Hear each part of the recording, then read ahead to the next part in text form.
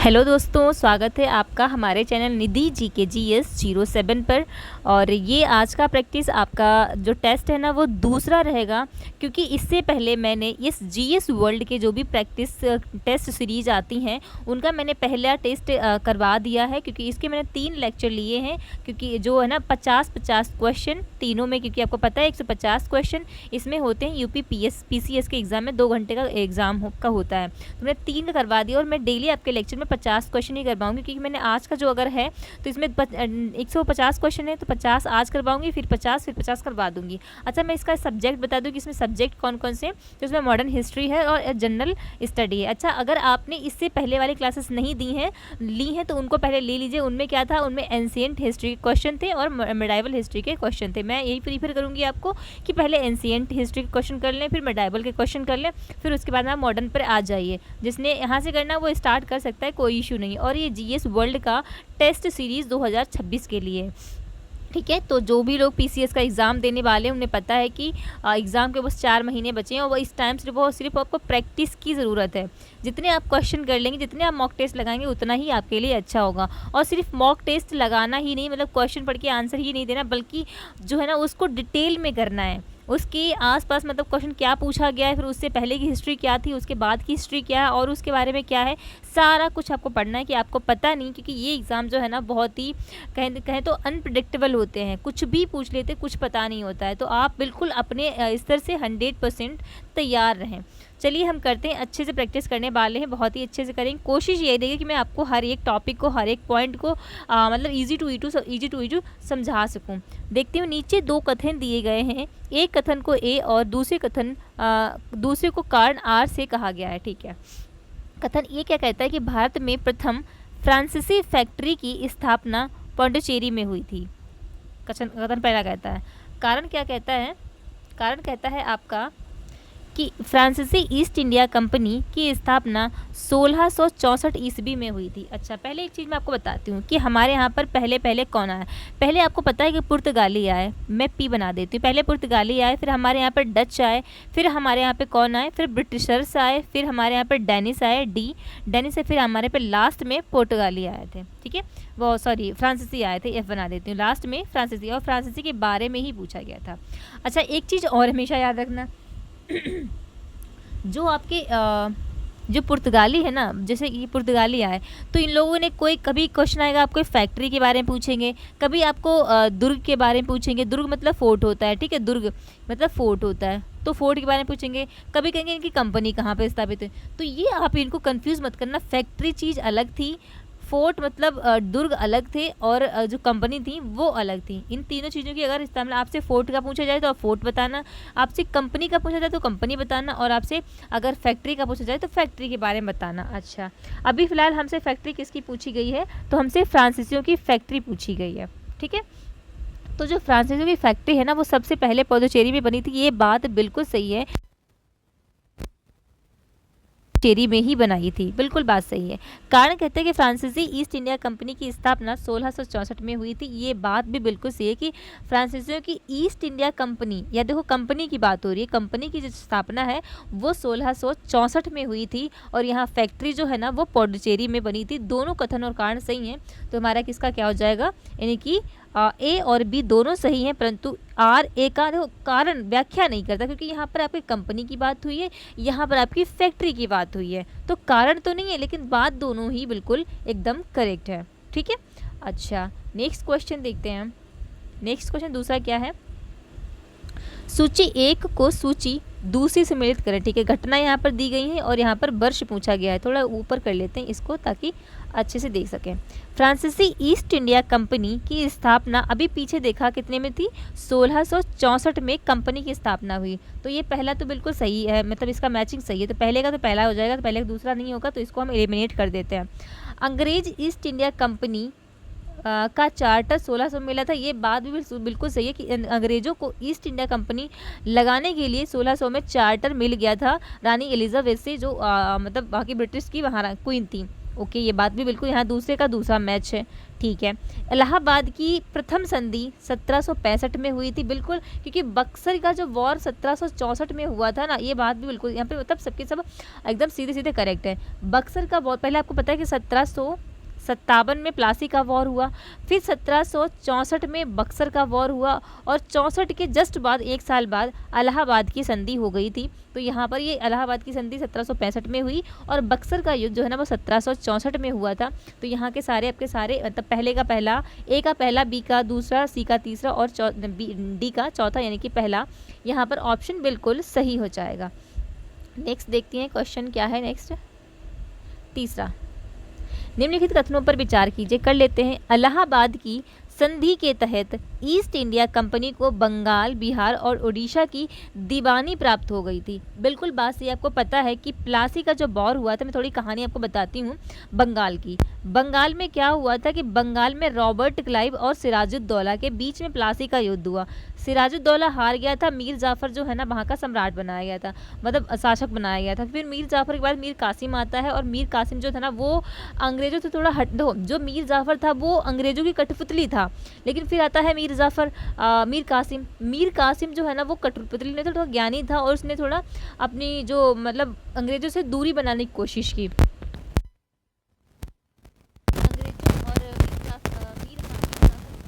के बीच में बक्सर का युद्ध हुआ। फिर उसके बाद में ये बक्सर का जब युद्ध हुआ था तब फिर उसके बाद में इलाहाबाद की संधि, क्योंकि अवध के नरेश जो थे ना उसमें अवध और आपका बंगाल और बिहार, इनके तीनों के नरेश आपस में शामिल होकर इन तीनों लोगों ने यानी कि रॉबर्ट क्लाइव से वॉर किया था, लेकिन इन तीनों की हार हुई, लेकिन जो अंग्रेज थे वो जीत गए थे।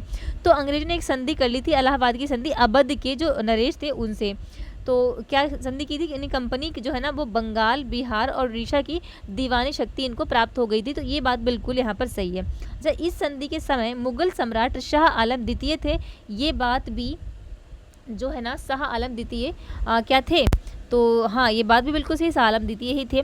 और तीसरा, यह संधि 1764 के बक्सर के युद्ध में हुई थी। ये बात बिल्कुल सही है, यानी कि तीनों यहाँ पर बिल्कुल सही हो जाते हैं। तो हमारा ऑप्शन क्या हो जाएगा, पहला, दूसरा और तीसरा, सी बिल्कुल सही है।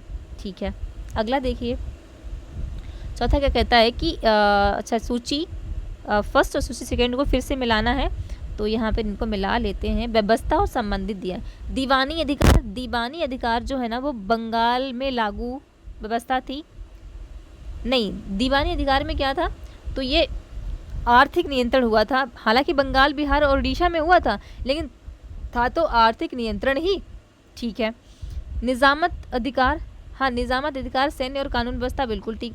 द्वैध शासन जो है ना बंगाल में लागू हुआ था, और इलाहाबाद की संधि मुगल और अंग्रेजों के बीच हुई थी। तो यहाँ पर भी आपके सीधे सीधे नहीं, पहले का पहला है, बी का दूसरा, सी का तीसरा और डी का चौथा, यानी कि ये ही बिल्कुल सही हो जाएगा। इलाहाबाद की संधि मैंने फिर अभी पीछे बताया था कि 1765 में हुई थी और मुगल और अंग्रेजों के बीच में हुई थी। इस इलाहाबाद संधि के चलते ही दीवानी अधिकार मिल गए थे किसको, अंग्रेजों को, बंगाल, बिहार और उड़ीसा के, यानी कि वहाँ से कहें तो आर्थिक स्वतंत्रता मिल गई थी अंग्रेजों को, वहाँ से टैक्स कलेक्शन की, बंगाल, बिहार और उससे। ठीक है। द्वैध शासन जो है ना वो आपके कॉर्नवालिस ने, नहीं रॉबर्ट क्लाइव ने ही आई थिंक हाँ बंगाल में जो है ना शुरुआत कर दी थी। और ये निज़ामत जो है ना, निज़ाम ये वही है हैदराबाद वाला। ठीक है। नेक्स्ट है कि आपने थ्योरी हिस्ट्री की पढ़ी है, अब बस आपको रिवाइज करने की ज़रूरत है। कौन सा सही क्रम है देखते हैं। चार्टर, बक्सर युद्ध, इलाहाबाद संधि, दीवानी अधिकार। चार्टर, बक्सर, तो यहाँ पर 5 का बिल्कुल पहला ही सही है यार, क्योंकि देखो चार्टर मिला पहले अंग्रेज़ों को, उनको क्या, अंग्रेज़ों को जो है ना वो चार्टर मिल गया। फिर हुआ बक्सर का युद्ध, बक्सर का हुआ 1764 में। 1765 में क्या हुआ, तो इलाहाबाद की संधि हुई, और 1765 में ही आप उनको दीवानी अधिकार मिल गया था। तो पहला यहाँ पर बिल्कुल सही हो जाएगा। नेक्स्ट देखते हैं। वास्को द गामा 1498 ईस्वी में भारत के कालीकट पर आया था। बिल्कुल बात सही है। पहला पोर्टुगीज़ जो है ना वो वास्को द गामा ही आया था भारत में, जो कि 1498 में आया था और कालीकट पे आया था। कालीकट पे ही अपनी पहली फैक्ट्री पुर्तगालियों ने बनाई थी। ठीक है, फैक्ट्री बनाई थी। और दुर्ग कहाँ पर बनाया था, तो कोच्चिन में बनाया था। ठीक है। अच्छा, नेक्स्ट है दूसरा, कालीकट में वास्को द गामा का स्वागत विजयनगर शासक कृष्णदेव राय ने किया था। नहीं भाई, कितनी बार हिस्ट्री में पढ़ा है हम लोगों ने कि कालीकट पर वास्को द गामा जब आया था तो इसका स्वागत, उनका नाम क्या था, किसने किया था, तो उनका नाम क्या था, वो थे जमोरिन करके थे, नाम क्या था, जमोरिन था, जमोरिन। ठीक है, तो यहाँ पर पहला सही है, दूसरा गलत है, पहला सत्य है और दूसरा सत्य नहीं, पहला सत्य दूसरा बिल्कुल बी यहाँ पर सही हो जाएगा, ऑप्शन हमारा बी। अगला देखिए, निम्न में से सही विकल्प चुनिए। चलो चुनते हैं। अल्फांसो डी अल्बुकर्क भारत में पुर्तगाली शक्ति का वास्तविक संस्थापक माना जाता है। क्या यह बात सही है? देखते हैं। अल्बुकर्क ने भारत में पुर्तगाली की पहली फैक्ट्री कोचीन में स्थापित की। मैंने अभी थोड़ी देर पहले बताया था। देखो, अल्बुकर्क पुर्तगाली, ये बात सही है, ठीक है, लेकिन पहली फैक्ट्री कोचीन में नहीं भाई, पहली फैक्ट्री नहीं बल्कि पहला फोर्ट, दुर्ग कोचीन में खोला गया था। और पहली फैक्ट्री जो है ना वो आपकी कालीकट में खोली गई थी, कालीकट, अभी पीछे ही बताया था मैंने, ठीक है। और तो ये दूसरा गलत हो जाएगा, पहला बिल्कुल सही कि अल्फांसो डी अल्बुकर्क जो है ना भारत में पुर्तगाली शक्ति का वास्तविक संस्थापक माना जाता है। और इसका जो टाइम पीरियड है 1509 से 1515 तक रहा था, ठीक है। और राजधानी जो पुर्तगालियों की इसने जो है ना, मतलब ये इसने गोवा को राजधानी बनाया था ना, फ्रांसिस कि थी वो गोवा था का फोर्ट में पहली कंपनी बनी थी। तो यहाँ पर पहला सही, दूसरा गलत हो जाएगा, ठीक है। नेक्स्ट देखते हैं, कीजिए कर लेते हैं। 1503 ईसा में पुर्तगालियों ने भारत में अपना पहला दुर्ग कोचीन में स्थापित किया था। तो ये बात बिल्कुल सही है, पुर्तगालियों ने 1503 में ही, बिल्कुल सही बात है, दुर्ग जो है ना वो कोचीन में, बिल्कुल पहले मैंने जो अभी पीछे बताया वही बताया गया कि दुर्ग कोचीन में था। अच्छा, गोवा पर पुर्तगालियों का अधिकार बीजापुर के शासक यूसुफ आदिल शाह से छीना गया था। ये बात बिल्कुल सही है, गोवा को इन्होंने अपनी राजधानी बनाया था। तो पहला और दूसरा दोनों ही सत्य हैं, तो यहाँ पर हो जाएगा केवल कथन नहीं, डी बिल्कुल दोनों कथन सत्य, ए वाला सही हो जाएगा, ठीक है। अगला 9 नंबर का क्वेश्चन देखिए, निम्न कथनों में से कौन सा कथन सत्य नहीं है? ये कीवर्ड होते हैं, इनको ज़रूर याद रखा करें कि पूछा क्या गया तो नहीं पूछा गया है, यानी कि 3 तो सही होंगे लेकिन इसमें एक गलत होगा। पीटर मंडी शाहजहां के शासनकाल में भारत आया था। तो पीटर मंडी जो है ना वो एक अंग्रेज यात्री था और शाहजहां के बिल्कुल बात सही है कि शाहजहां के टाइम पर ही पीटर आया था। और ये जो है ना एक अंग्रेज यात्री था, अंग्रेज जो है ना वो ट्रैवलर था। टॉमस पायस पुर्तगाली यात्री था, नहीं, ये तो अंग्रेज था। टॉमस पायस भी एक अंग्रेज था, यानी कि ब्रिटिशर्स का था अंग्रेज, तो ये गलत हो जाएगा और गलत ही पूछा गया है। बाकी और भी देख लेती हूँ ऑप्शन क्या कहते हैं कि डोमिंगो पायस विजयनगर काल का यात्री था। हाँ, ये बिल्कुल से डोमिंगो पायस जो है ना काफ़ी मतलब विजयनगर साम्राज्य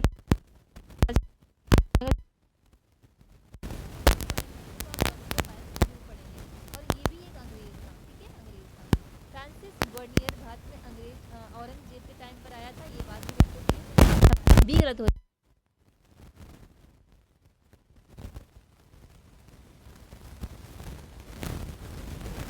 कीजिए, करते हैं। 1717 ईसा के फरमान द्वारा अंग्रेजी ईस्ट इंडिया कंपनी को बंगाल, बिहार और ओडिशा में मुक्त व्यापार करने की अनुमति प्राप्त हो गई थी। बिल्कुल सही बात है। यहाँ पर क्या होता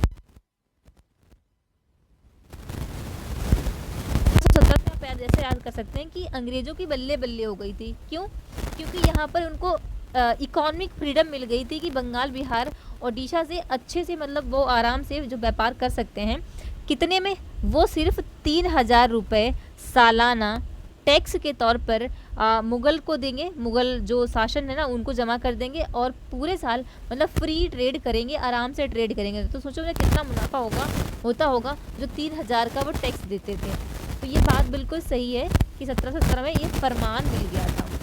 ये फरमान मुगल सम्राट फर्रुखसियर द्वारा जारी किया गया था, ये बात बिल्कुल सही है। इसके लिए फ़र्रुखसियर को जो है ना वो इतिहास जो है ना बड़ा मतलब निंदनीय तौर से इन्हें याद करता है कि मतलब इन्होंने ही कहें तो अंग्रेज़ों को छूट दे दी थी। इस फरमान के अंतर्गत अंग्रेज़ों को 3000 रुपये वार्षिक कर के बदले व्यापक व्यापारिक अधिकार मिल गया था। बिल्कुल, सिर्फ 3000 कर देने के बदले में उन्हें बहुत बड़ा व्यापारिक अधिकार मिल गया था वहाँ पर व्यापार करने का। तो तीनों ऑप्शन यहाँ पर करेक्ट हो जाएंगे, यानी कि पहला, दूसरा, तीसरा, सी ऑप्शन सही है।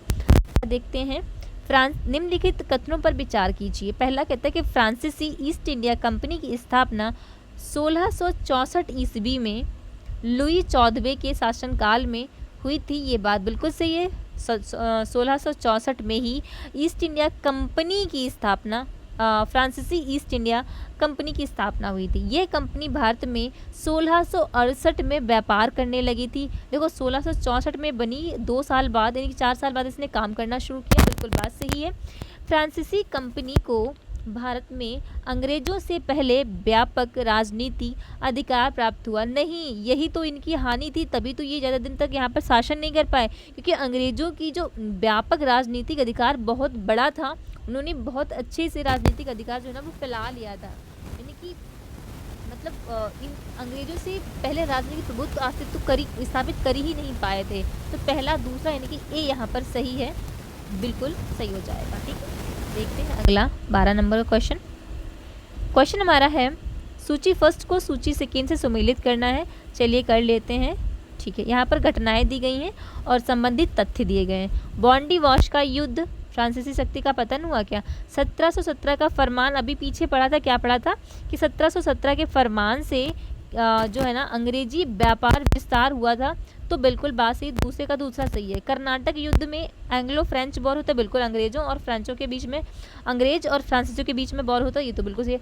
फ्रांसीसी असफलता क्या थी? तो शक्तिशाली अंग्रेज नौसेना थी। अभी पीछे पड़ा था ना कि वहाँ पे लिखा था कि फ्रांसीसियों की जो राजनीतिक व्यवस्था वो अच्छी थी, मतलब अच्छी थी नहीं, वो अच्छी थी ही नहीं, क्योंकि शक्तिशाली तो अंग्रेजों की नौसेना थी। तो यहाँ बात भी, क्योंकि फ्रांसीसी इसीलिए असफल हुए थे क्योंकि अंग्रेजों के पास अच्छी नौसेना थी। तो ये इसका बिल्कुल इन तीनों का अगर मैच समान है, तो अगर आपको बॉन्डी वॉश के बारे में नहीं पता है तो फिर भी आप सही कर देंगे, क्योंकि इनका तीनों का तो मैच हो गया। तो बॉन्डी वॉश का युद्ध जो है ना वो फ्रांसीसी शक्तियों का पतन हो गया था। ओके, अब हमेशा याद रखना फ्रांसीसियों का पतन क्यों हुआ, क्योंकि जो फ्रांसीसी जो है ना वो कमज़ोर थे, अंग्रेजों की शक्तिशाली नौसेना थी, और ये बॉन्डी वॉश के युद्ध से फाइनली फ्रांसीसियों की शक्ति समाप्त हो गई थी। तो यहाँ पर पहले का पहला यहाँ पर ए ऑप्शन बिल्कुल सही हो जाएगा। आप देख लीजिए, इतने तो आप समझदार हैं ही, जो आप पीसीएस का एग्ज़ाम देने वाले हैं, और मैं ऑप्शन सिर्फ बता रही हूँ, मतलब क्वेश्चन आंसर बता देती हूँ, तो आप आंसर टिक कर सकते हैं कि कौन सा सही होगा, कौन सा गलत होगा। निम्न कथनों पर विचार कीजिए। पहला कथन है कि हैदर अली ने 1755 ईस्वी में डिंडीगुल यानी तमिलनाडु में एक आधुनिक शास्त्रागार की स्थापना की। पहले मैं क्वेश्चन बाद में पढ़ूंगी, मैं आपको हैदर अली के बारे में थोड़ा बता देती हूँ। हैदर अली कौन था? तो हैदर अली जो है ना वो हैदराबाद, जो आपकी इसकी जो हैदराबाद का कहें तो 13वां क्वेश्चन है ना, हाँ बिल्कुल, हैदराबाद नहीं, हैदराबाद क्यों कहेंगे हम, मैसूर। हैदर अली मैसूर का सम्राट था। ठीक है, मैसूर का सम्राट था। अच्छा, हैदर अली का जो पुत्र था वो टीपू सुल्तान, आपने टीपू सुल्तान तो खूब ही सुना होगा, टीपू सुल्तान। हैदर अली भी कर्नाटक के युद्ध में, मतलब दूसरे आंगल मैसूर वॉर में हैदर अली मारा गया था, और टीपू सुल्तान जो है ना वो चौथे जो आंगल मैसूर वॉर हुआ था उसमें मारा गया था। ठीक है, और ये जो है ना अंग्रेज़ों का तो बहुत ही विरोधी था, लेकिन बाहर मतलब अंग्रेज़ों को हराने के लिए फ्रांसीसी से, जो फ्रांस के लोग थे ना, मतलब फ्रांसीसियों से सहयोग लेता रहता था, मतलब बाहर के जो विदेशी लोग हैं ना उनसे सहयोग लेता था अंग्रेज़ों को हराने के लिए। कहें तो ये इसका इतिहास में काफ़ी अच्छा नाम ले रहा था, क्योंकि काफ़ी लंबा लोहा लिया था इसने अंग्रेज़ों से। ठीक है, तो यहाँ पर देखते हैं, और जो पहला आंग्ल मैसूर वॉर हुआ था तो उसमें हैदर अली को काफ़ी मतलब हार गया था, फिर दूसरे में ये मारा ही गया था, और तीसरे में टीपू सुल्तान जो है ना, टीपू सुल्तान से वॉर हुआ था आंग्ल मैसूर वॉर, और चौथे में आंग्ल मैसूर वॉर में टीपू सुल्तान भी आपका मारा गया था। चलिए ठीक है, कोई बात नहीं, अब हम देखते हैं अपने क्वेश्चन को। हैदर अली ने 1755 में डिंडीगुल में एक आधुनिक शस्त्रागार की स्थापना की। ये बात बिल्कुल सही है कि उसने आधुनिक शस्त्रागार की स्थापना की थी 1755 में, लेकिन किसकी सहायता से? तो वो फ्रांसीसियों की सहायता से ही इसने स्थापना की थी। नेक्स्ट, हैदर अली के शासनकाल में पहला अंगल मैसूर वॉर हुआ। ये बात भी बिल्कुल सही है कि दोनों यहाँ पर सत्य हो जाएंगे और दूसरे में तो मारा ही जाएगा बेचारा। फिर ये मैचिंग के लिए आ गया तो मैच ही कर लेते हैं। युद्ध दिए गए और परिणाम दिए गए हैं, ठीक है। प्रथम आंगल मैसूर युद्ध हैदर अली विजय हुआ था, हाँ हैदर अली विजय हुआ था। द्वितीय आंगल मैसूर युद्ध में मारा गया था, हैदर अली की मृत्यु हुई थी, बिल्कुल बात सही है। तृतीय आंगल मैसूर टीपू सुल्तान को क्षेत्रीय हानि हुई थी, हाँ बिल्कुल टीपू सुल्तान क्षेत्रीय हानि हुई थी। चतुर्थ आंगल मैसूर युद्ध में टीपू सुल्तान की भी मृत्यु हो गई थी। तो यहाँ पर हमारे पहले एक का यानी कि पहला ही सही होगा। देखिए आप मैच कर लीजिएगा, मैचिंग कर लेना आप, ठीक है। नेक्स्ट देखिए क्या है, नीचे दो कथन दिए गए हैं, एक को कथन ए और दूसरे को कारण आर कहा गया है। ओके, कथन ए कहता है कि टीपू सुल्तान ने फ्रांस, तुर्की और फारस से राजनयिक संबंध स्थापित किए थे। बिल्कुल बात सही, क्योंकि ये टीपू सुल्तान हो गया, हैदर अली ये अंग्रेजों के तो विरुद्ध थे, लेकिन फ्रांस, तुर्की और फारस से जो है ना अपने संबंध बना रहे थे, राजनयिक मतलब एम्बेसी यहाँ पर स्थापित कर रहे थे। कारण कहता है कि वह भारत में अंग्रेजी शक्ति को रोकने के लिए अंतर्राष्ट्रीय समर्थन चाहते थे। तो ये बात भी बिल्कुल सही है, यानी कि कथन भी सही है और कारण भी। ए और आर दोनों सही है तथा आर ए का सही व्याख्या भी करता है, तो ऑप्शन हमारा ए करेक्ट हो जाएगा। 16 देखते हैं। 16 क्या कहता है कि निम्नलिखित कथनों पर विचार कीजिए। प्लासी के युद्ध के बाद अंग्रेजों ने बंगाल में नवाब पद बनाए रखा। हाँ बिल्कुल, क्योंकि वो नवाब के पचड़े में नहीं पड़ना चाहते थे, वो सिर्फ उनको धन से मतलब था। अंग्रेजों ने नवाब को बनाए इसलिए रखा क्योंकि वे प्रत्यक्ष प्रशासनिक उत्तरदायित्व नहीं लेना चाहते थे। ये बात भी बिल्कुल सही है। अंग्रेजों का मुख्य उद्देश्य बंगाल के संसाधनों का अधिकतम दोहन करना था। बिल्कुल, उनको सिर्फ मतलब पैसों से मतलब था, अपने व्यापार करने से मतलब था। अब प्रजा मर रही है, उस पर अत्याचार हो रहा है, उससे उन्हें कोई मतलब नहीं था। लेकिन राजा तो ऐसा नहीं कर सकता था ना, नवाब जो होगा वो अपना मतलब टैक्स भी कलेक्ट करेगा और प्रजा की रक्षा भी करेगा। और तो लेकिन वो अंग्रेज ऐसा नहीं करते थे। तो यहाँ पर हमारे तीनों ही सही हो जाएंगे। आप ऑप्शन यानी कि सी यहाँ पर देखिए, बिल्कुल सही हो जाएगा। फिर हमारा यहाँ पर सूची दी गई है व्यक्ति और भूमिका, ठीक है। मीर जाफर, मीर कासिम, शाह आलम द्वितीय और रॉबर्ट क्लाइव। तो पहले मैं रॉबर्ट क्लाइव को ही देखती हूँ। रॉबर्ट क्लाइव जो है ना द्वैध शासन का प्रवर्तक है, ये बात बिल्कुल सही है। इसने द्वैध शासन लगाया था बंगाल में। अच्छा, शाह आलम द्वितीय, इन्होंने जो है ना ये दीवानी अधिकार, हाँ बिल्कुल, इन्होंने दीवानी अधिकार दे दिया था 1717 में। किसको? नहीं, 1765 में, ठीक है। किसको? अंग्रेजों को दे दिया था। बंगाल, बिहार, ओडिशा में दीवानी का अधिकार दे दिया था। मीर कासिम प्रशासनिक सुधार था। बिल्कुल, मीर कासिम ने अंग्रेजों से दूरी बनानी चाहिए थी और मीर जाफर तो अंग्रेजों की कठपुतली था। तो यहाँ पर पहले का पहला, इस तरह से आप मैच कर दिए, सही कूट आप चुन लेना, ठीक है। नेक्स्ट देखते हैं, बंगाल में द्वैध शासन प्रणाली की शुरुआत किसने की? तो रॉबर्ट क्लाइव ने की। आंसर हमारा ए बिल्कुल सही हो जाएगा। निम्नलिखित कथनों पर विचार कीजिए। रंजीत सिंह सिख राज्य के अंतिम शक्तिशाली शासक थे। बिल्कुल बात सही है। उनकी मृत्यु के बाद पंजाब में उत्तराधिकार का संकट उत्पन्न हो गया। ये बात भी बिल्कुल सही है। रंजीत सिंह के शासन में अंग्रेजों को सतलुज नदी के पार हस्तक्षेप करने की अनुमति नहीं थी। मतलब इतने कहे तो शक्तिशाली थे, अंग्रेज उनसे लोहा लेने से सीधे सीधे डरते थे, ठीक है। तो यहाँ पर तीनों ही सही है, कि पहला, दूसरा, तीसरा, सी बिल्कुल सही हो जाएगा। अगला देखिए, निम्नलिखित कथनों पर विचार कीजिए। पहला कहता है कि स्थायी बंदोबस्त की शुरुआत 1793 ईस्वी में लॉर्ड कॉर्नवालिस ने की। बिल्कुल बात सही है। इस व्यवस्था में जमींदारों को भूमि का वास्तविक स्वामी बना दिया गया था। बिल्कुल बात सही है वाली भी। स्थायी बंदोबस्त का मतलब ही ये था कि ज़मीन को स्थायी कर देना, यानी कि जो ज़मीन कर रहा है ना उन ज़मींदारों को स्थायी उनका अधिकार दे देना। तीसरा कहता है कि इस व्यवस्था का उद्देश्य ब्रिटिश सरकार की आय को स्थायी करना था। ये बात बिल्कुल सही, वो चाहते थे कि देखो हर साल ज़मीन बदलने से, कि कभी ज़मींदारों के पास तो कहीं किसानों के पास ज़मीन जाने से उनको ब्रिटिश जो सरकार है उनके पास स्थायी इनकम नहीं हो पाती थी। उन्हें पता नहीं चलता था कि इनकम हमारे पास कितनी आएगी। जब वो स्थायी ज़मीन एक के पास कर देंगे तो वहाँ से स्थायी जो इनकम है ना वो भी जनरेट हो जाएगी। तो इसी वजह से स्थायी आय बनाना चाहते थे। तो हमारा यहाँ पर सही हो जाएगा। अगला, सूची फर्स्ट को मिलान करना है, तो सूचियों को सीधे देखते हैं ना। संधि और वर्ष, ठीक है। इलाहाबाद की संधि कब हुई थी? ये बक्सर के जस्ट बाद हुई थी, यानी 1769 में तो नहीं, 1765 में हुई थी। तो पहले का दूसरा हो जाएगा। पहले का दूसरा इसमें नहीं है, इसमें नहीं है, तो हमारे पास ए वाला या फिर डी वाला सही होगा। अच्छा, सालाबाई की मद्रास की संधि तो ये 1769 में हुई थी, तो बी का पहला हो जाएगा, बी का पहला यानी कि पहला ही सही होगा। अब देखिए सी का तीसरा यानी कि सालाबाई की संधि जो है ना वो आपका 1782 में ही हुई थी और पुणे की संधि आपकी 1817 में हुई थी। ठीक है, देखते हैं अगला। क्वेश्चन 22 नंबर का है, 22 नंबर का क्या कहता है, निम्नलिखित में से कौन सा कथन सत्य नहीं है। ठीक है, जगत सेठ बंगाल का प्रमुख साहूकार था। बिल्कुल ये बात सही है। जगत सेठ जो है ना वो अंग्रेज़ों के फेवर में था, क्योंकि ये सेठ लोग जो है ना उनसे अंग्रेज़ों को फ़ायदा होता था और अंग्रेज़ों को सेठ से फ़ायदा होता था और सेठ को अंग्रेज़ों से फ़ायदा होता था, क्योंकि उनका व्यापार अच्छा चलता था साहूकारों का। और अब सोचिए अगर जो जिनका अंग्रेज़ों से फ़ायदा होगा ना वो जो नवाब होगा बंगाल का, उनसे तो उनका नुकसान ही होगा ना। मतलब जिसकी दोस्ती अंग्रेज़ों के साथ होगी उनका अपने देशवासियों के साथ दोस्ती नहीं होगी, है ना। तो ऐसा ही ये इन जगत सेठ का भी हाल था कि अंग्रेज़ों के साथ दोस्ती तो अच्छी थी लेकिन इनके नवाब के साथ दोस्ती अच्छी नहीं थी। ये साहूकार की बात सही है। जगत सेठ ने प्लासी के युद्ध में अंग्रेज़ों का समर्थन किया, ये बात भी बिल्कुल सही है। जगत सेठ को मुगल सम्राट द्वारा जगत सेठ की उपाधि दी गई थी। जगत सेठ ये वाला देखिए बिल्कुल सही है। जगत सेठ ने मीर कासिम का समर्थन किया, नहीं, मीर कासिम तो अंग्रेज़ों से दूरी बना के रखना चाहता था। मतलब काफ़ी उसने उसका विरोधी था, अंग्रेज़ों का विरोधी था। हालांकि मीर कासिम को गद्दी अंग्रेज़ों ने ही दिलवाई थी, लेकिन मीर कासिम जो है ना उनकी कठपुतली नहीं बना था।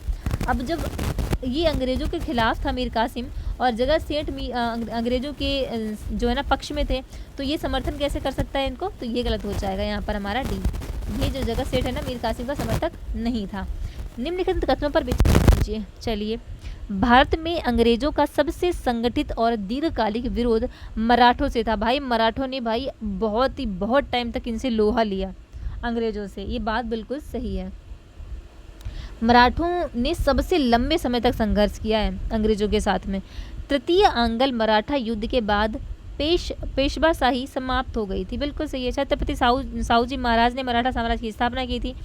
मराठा साम्राज्य की स्थापना किसने की थी? छत्रपति साहूजी महाराज ने की थी। और फिर धीरे धीरे ये मतलब जो है ना मराठा थे ना वो मतलब वो करते थे, अपना शासन करते थे। फिर उसके बाद में जो पेशवा उनके मतलब आज के टाइम में प्रधानमंत्री, ठीक है, तो प्रधानमंत्री जो है ना वो पेशवा शासन करने लगे थे। और इन्हीं मराठों में ही ये गोरिल्ला वॉर करते थे। मराठा के ना गोरिल्ला वॉर बहुत अच्छे से करते थे और इन्होंने गोरिल्ला वॉर के चलते ही ये अंग्रेज़ों से लोहा लेते थे, ठीक है। और इनके यहाँ पर 8 जो है ना वो अष्टप्रधान हुआ करते थे, मतलब कि 8 मंत्री हुआ करते थे। मराठों की विशेषताएं हैं, ठीक है।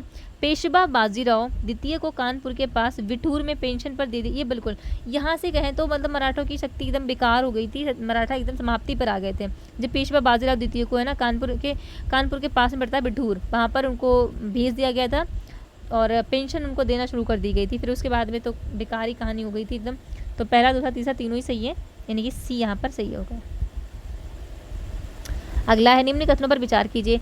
1817 की पुणे संधि से मराठा संघ पूरी तरह समाप्त हो गया, क्योंकि जो उनको पेशवा वगैरह थे उनको भी मतलब समाप्त कर देगा। तृतीय आंग्ल मराठा युद्ध के बाद भारत में अंग्रेजी सर्वोच्चता स्थापित हो गई थी, तो क्या ऐसा है? तो ये बात तो गलत है कि पूरी तरह से, हाँ दोनों सही है, यहाँ पर सही हो जाएगा पहला दूसरा, ठीक है। 25 का, अंग्रेज़ों ने बाजीराव द्वितीय को पेंशन इसलिए दी क्योंकि वह अंग्रेज़ों का समर्थक नहीं। भाई बेचारे बहुत दुखी हुए थे जब अंग्रेज़ों ने मतलब उनसे उनका जो राजपाट था वो छीन लिया था और उनको पेंशन के तौर पर भेज दिया था। तो वो इस बात से बहुत दुखी हुए थे कि मैं जो हूँ ना मतलब इतिहास मुझे नाकाम पेशवा कहेगा कि मैं कुछ नहीं कर पाया। और क्योंकि उस टाइम की सिचुएशन ही ऐसी आ चुकी थी, वो अकेले कुछ कर भी नहीं सकते थे। तो इसमें उनकी गलती नहीं है कि वो कमज़ोर नहीं थे भाई, कुछ उस टाइम की सिचुएशन ऐसी थी कि जो कुछ नहीं कर पाए, तो समर्थक तो बिल्कुल नहीं थे, वो मजबूर थे। अंग्रेज प्रत्यक्ष शासन से बचना चाहते थे, शासन तो उन्होंने कर ही लिया था प्रत्यक्ष रूप से।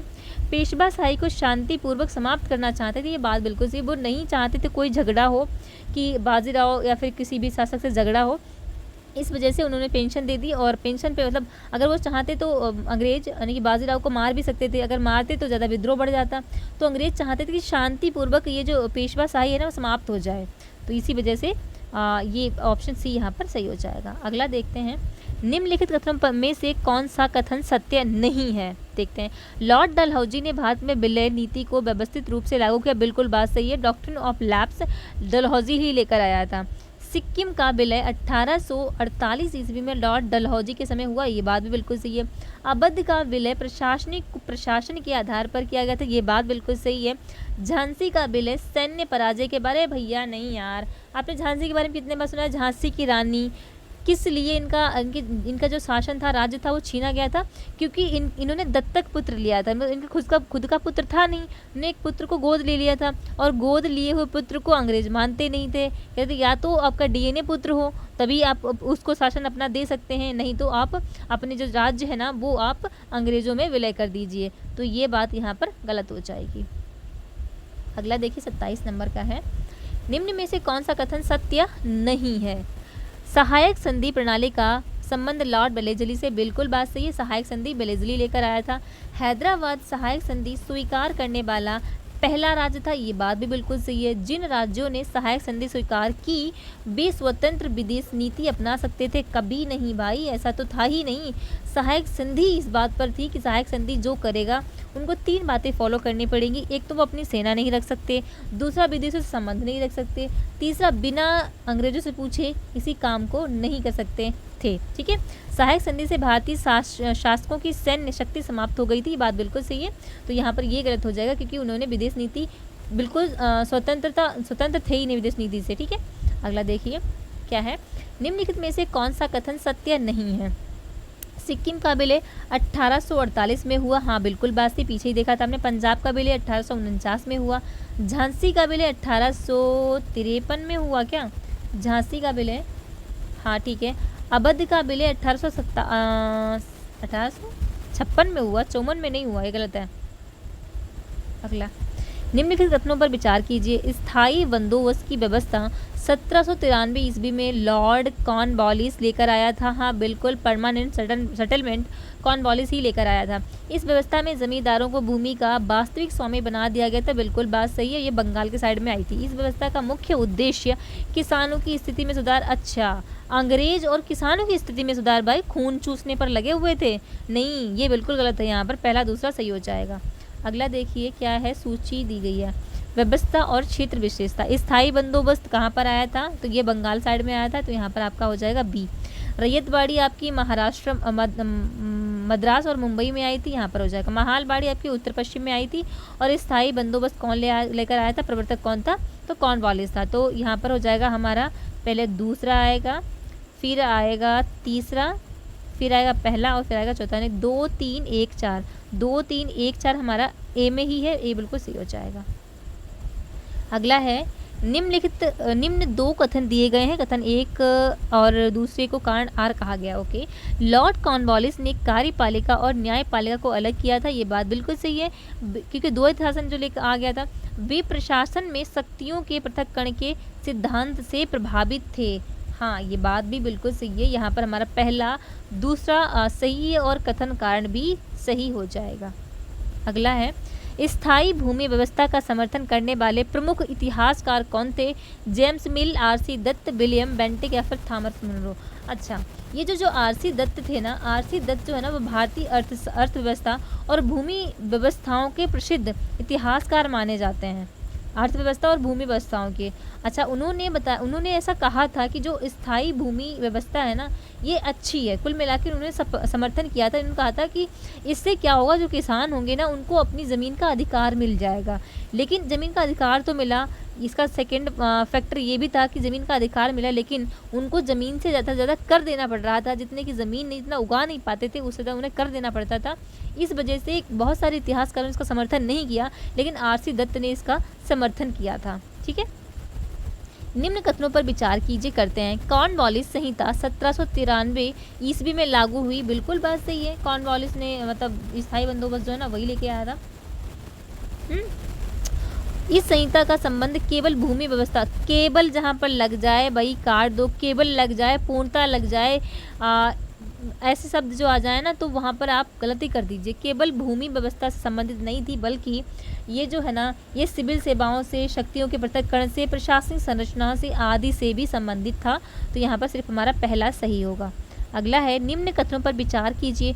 भारत में रेलवे का विकास औद्योगिक क्रांति के विस्तार से प्रत्यक्ष रूप से जुड़ा था। बिल्कुल, भारतीय रेलवे ही इसलिए आई थी कि ताकि जो अंग्रेजों की इंडस्ट्री है ना, यानी कि औद्योगिक क्रांति, उद्योग विकसित हो सके, क्योंकि रेलवे ने ही डायरेक्ट जो कहें तो खेतों तक रेलवे पहुंच गई थी और वहां से कच्चा माल उठाकर इनकी फैक्ट्रियों तक लाते थे। वो रेलवे के जरिए ही जो है ना, कहीं तो वो संपन्न हो पाया।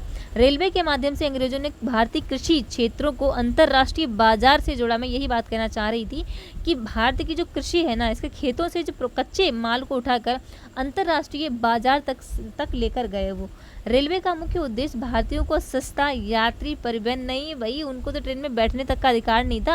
आपको पता है कि ट्रेन से ही गांधी जी को फेंका गया था।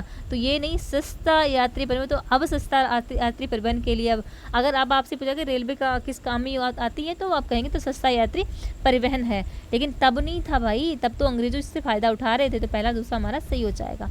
अगला देखिए क्या है, निम्नलिखित में से कौन सा कथन सत्य नहीं है। नहीं है, देखते हैं। भारत में पहला छापा खाना पुर्तगालियों द्वारा गोवा में स्थापित किया गया था। तो ये बात तो सही है। क्या सही बात है? हाँ, सही बात है। पहला जो छापा खाना है ना, पुर्तगालियों ने खोला था, गोवा में खोला था, क्योंकि गोवा में तो इनकी कंपनी थी ना। प्रेस के विकास से राष्ट्रीय चेतना के प्रसार में सहायता मिली। बिल्कुल सही है। देखो, अब जो आप न्यूज़ देखते हैं, अलग अलग न्यूज़पेपर पढ़ते हैं, तभी तो आपको आप नेशनल और इंटरनेशनल जो चल रहा होता है उसके बारे में जानते हैं। तो ऐसे ही उस टाइम था जब न्यूज़ यानी कि प्रेस का विकास हुआ तो राष्ट्रीय चेतना का प्रसार हुआ। ठीक है। प्रारंभिक समाचार पत्रों का उद्देश्य पूर्णतः ब्रिटिश शासन का समर्थन करना था।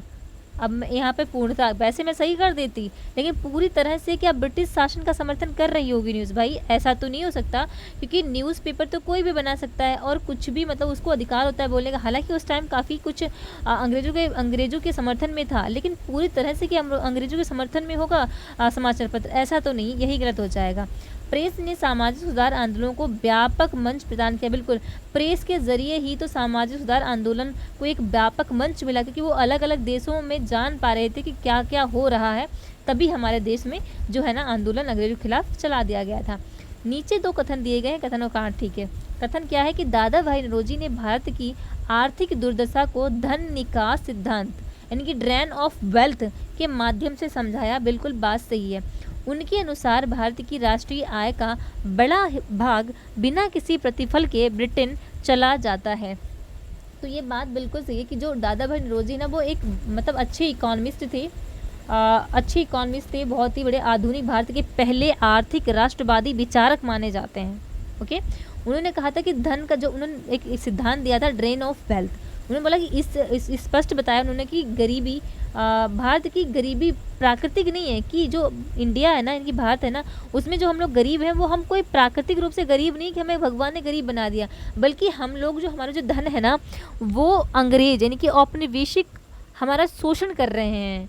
हमारे यहाँ पर धन कमाते हैं और हमसे ही काम करवाते हैं और हमसे ही धन लेकर अपने देश ले जाते हैं, ऐसा उन्होंने कहा था।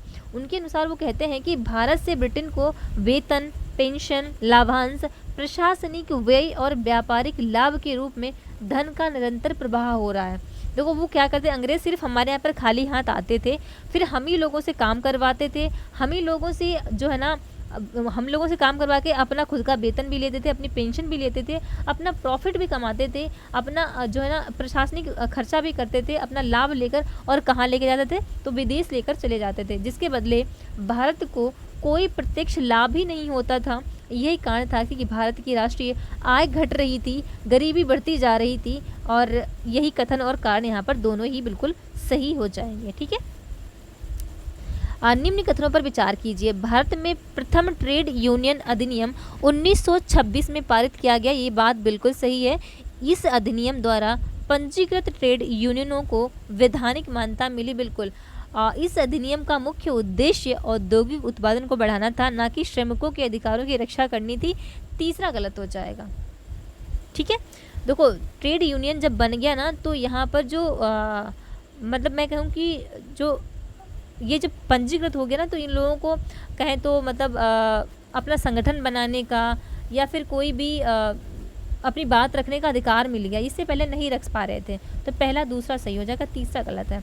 38 का कहते हैं कि ब्रिटिश शासन एक स्थायी व बढ़ता हुआ तथा लगातार बढ़ता हुआ विदेशी आक्रमण है, जो धीरे धीरे ही सही मगर पूरे देश को नष्ट कर रहा है।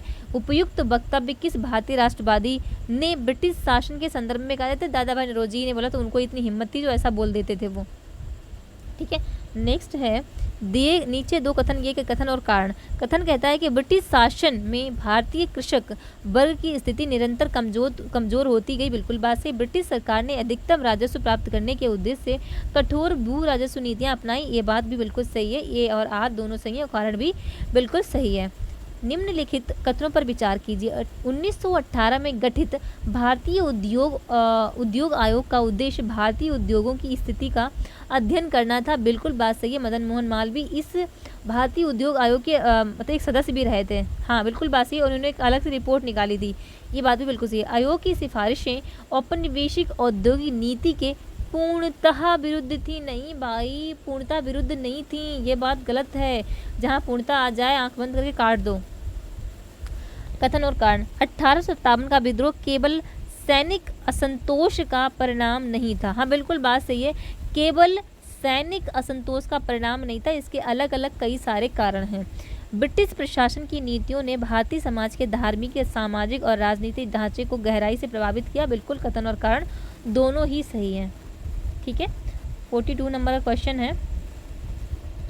बिहार में 1857 के विद्रोह के नेतृत्व कुंवर सिंह ने किया था। बिल्कुल बात सही है। बिहार से जो 1857 का नेतृत्व है वो कुंवर सिंह ने किया था। कुंवर सिंह को उनकी बहादुरी और सैन्य नेतृत्व के कारण बिहार का सिंह कहा जाता है। बिहार का विद्रोह केवल शहरी नहीं भाई, ग्रामीण इलाकों ने भी इसमें पूरा सहयोग दिया था। तो पहला दूसरा हमारा सही हो जाएगा। ठीक है, 43 नंबर का क्वेश्चन क्या कहता है ये? 1857 के विद्रोह का तात्कालिक कारण चर्बी लगे कारतूस ही था। बिल्कुल, ये कारण विद्रोह के सामाजिक आर्थिक आधारों से पूर्णतः असंबंधित था। अरे यार कैसी बात कर रही हो, तो पहला ही सत्य हो जाएगा। निम्नलिखित स्थानों पर 1857 के विद्रोह के प्रारंभ का सही कालानुक्रम लगाइए। ठीक है, देखो पहले शुरुआत मेरठ में हुई, बिल्कुल, फिर दिल्ली में आया, फिर कानपुर में।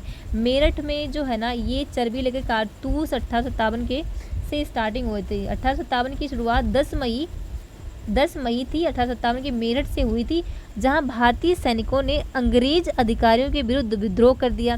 इसके तुरंत बाद विद्रोह सैनिक दिल्ली आ गए। फिर दिल्ली में उन्होंने क्या किया, बहादुर शाह जफर को अपने साथ में लिया और मतलब जो उनको है ना सम्राट घोषित कर दिया। उसके पश्चात क्या हुआ कि विद्रोह उत्तर भारत के कई अन्य क्षेत्रों में फैल गया, जिनमें कानपुर भी एक प्रमुख केंद्र था। तो यहाँ पर हो जाएगा हमारा पहला, दूसरा और तीसरा। निम्नलिखित कथनों पर विचार कीजिए। लखनऊ में 1857 के विद्रोह का नेतृत्व बेगम हजरत महल कर रही थी। बिल्कुल बात सही। उन्होंने अपने पुत्र वर्जिस कादिर को अवध का नवाब घोषित कर दिया। बिल्कुल बात सही है। नवाब बाजिद अली का पुत्र वर्जिस कादिर को उन्होंने अवध का नवाब घोषित कर दिया था। और लखनऊ का विद्रोह केवल सैनिक विद्रोह तक सीमित रहा, ऐसा भी नहीं है। इस विद्रोह में भी भाई नागरिकों ने, तालुकेदारों ने, धार्मिक वर्गों ने, अलग अलग सभी ने इसमें साथ दिया था। तो यहाँ पर पहला और दूसरा ही सही होगा, तीसरा गलत हो जाएगा। अगला है सूची, नेता है और विद्रोह के केंद्र हैं। नाना साहब तो कानपुर से थे, बेगम हजरत महल लखनऊ से थी, कुंवर सिंह आपके बिहार से थे, मौलवी अहमदुल्लाह तो आपके फैज़ाबाद से थे। इनकी दूसरा आ जाएगा, पहला आ जाएगा, तीसरा और चौथा। 2 1 3 4 2 1 3 4 ऑप्शन ए बिल्कुल करेक्ट हो जाएगा। 47 का कहता है कि कथनों पर विचार कीजिए। अधिकांश जनजातीय विद्रोहों का सामान्य कारण औपनिवेशिक शासन द्वारा पारंपरिक सामाजिक आर्थिक संरचना को तोड़ना था। बिल्कुल सही। जो जनजातीय विद्रोह इसीलिए कर रहे थे क्योंकि वो उनके कहें तो उनके सामाजिक आर्थिक जीवन में जो है ना वो दखलंदाजी कर रहे थे अंग्रेज, और जो कि उन्हें बर्दाश्त नहीं था। जनजातीय क्षेत्रों में बाहरी महाजन, ठेकेदार और मिशनरियों का प्रवेश हो रहा था, जो कि उन्हें पसंद नहीं आ रहा था। जनजातीय विद्रोह मुख्यतः आधुनिक राष्ट्रीय चेतना से प्रेरित थे। बिल्कुल बात सही है। यहाँ पर तीनों ही सही हो जाएंगे। 48 कहता है कि नीचे दो कथन दिए गए हैं कारण पे।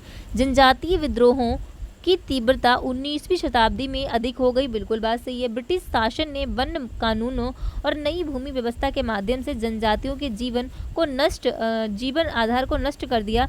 ये बात बिल्कुल सही है। कई कारण और कथन दोनों ही सही है और व्याख्या भी इनकी सही है। 49 कहता है कि निम्नलिखित में से कौन सा कथन सत्य नहीं है? कौन सा सही नहीं है? संथाल विद्रोह का प्रमुख कारण महाजनों और साहूकारों का शोषण हो रहा था। ये बात बिल्कुल सही है। पाबना आंदोलन का स्वरूप जो था ना वो अपेक्षाकृत शांतिपूर्ण था। हाँ बिल्कुल, पाबना जो विद्रोह था उन्होंने शांतिपूर्ण किया था। नील विद्रोह सीधे ब्रिटिश सरकार के विरुद्ध राजनीति, अरे नहीं, राजनीतिक आंदोलन कहाँ था? ये तो नील के विरुद्ध था। नहीं, जबरदस्ती उनसे खेती करवा रहे थे। जनजाति विद्रोह में भूमि प्रश्न केंद्रीय मुद्दा था। ये बात बिल्कुल सही है। तो यहाँ पर हमारा तीसरा गलत हो जाएगा। ये आज का लास्ट क्वेश्चन है। निम्नलिखित कथनों पर विचार कीजिए। पाबना आंदोलन का मुख्य उद्देश्य अवैध लगान वृद्धि का विरोध करना। बिल्कुल बात सही है। तेभागा आंदोलन में किसानों ने फसल का 2/3 हिस्सा अपने लिए मांगा। सभी किसान आंदोलन हिंसक स्वरूप थे। सभी, ये कीवर्ड है, सभी हिंसक नहीं थे। पाबना वाला तो हिंसक था ही नहीं, तो शांतिपूर्ण था। यही आप एक क्वेश्चन में ही मतलब एक दूसरे को ऑपोजिशन लिखे हुए हैं।